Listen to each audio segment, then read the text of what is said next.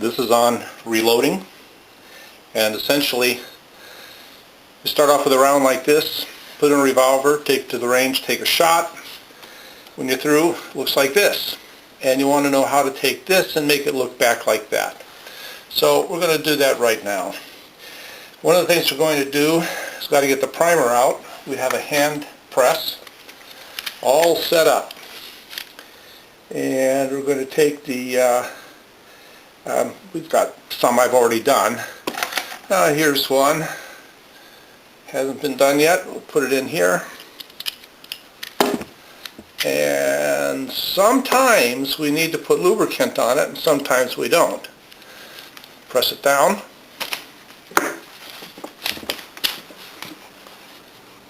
I don't know if you heard the little pop there, but what it did is that was the popping out of the primer itself.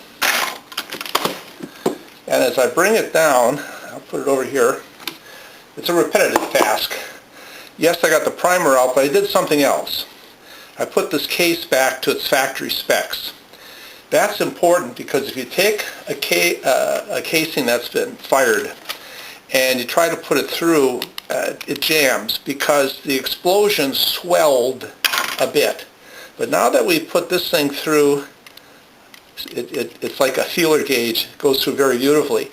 So it serves two purposes, the hand press does. It pops out the old primer and it resizes the case.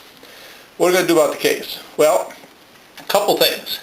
We could use this, but don't do it. This is a thing that supposedly cleans that area out, but I found it only messes it up. It removes material, which means the new primer, put a new primer, turn it upside down, the primer may fall out. Worse, primer may stay in there, but when you have it in the action of a weapon, you pull the trigger and the explosion pushes the bullet out, swells the case, pops the primer back, and jams your ejector. So I used to, in the old days, use these. I have it around just to remind me, don't do this. If you think it's dirty, you can use a Q-tip.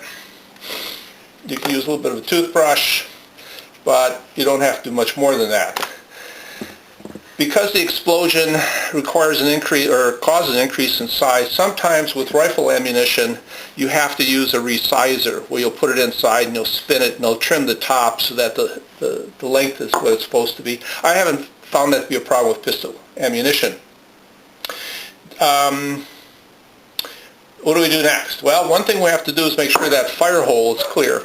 So I always have a 5/64 bit run up and down, make sure that fire hole is clear. Sometimes there'll be debris in there. Then I'll take this, which trims the inside of the top. You only have to do about like that because that's going to make it easier to seat the bullet in there. We're ready for the next step.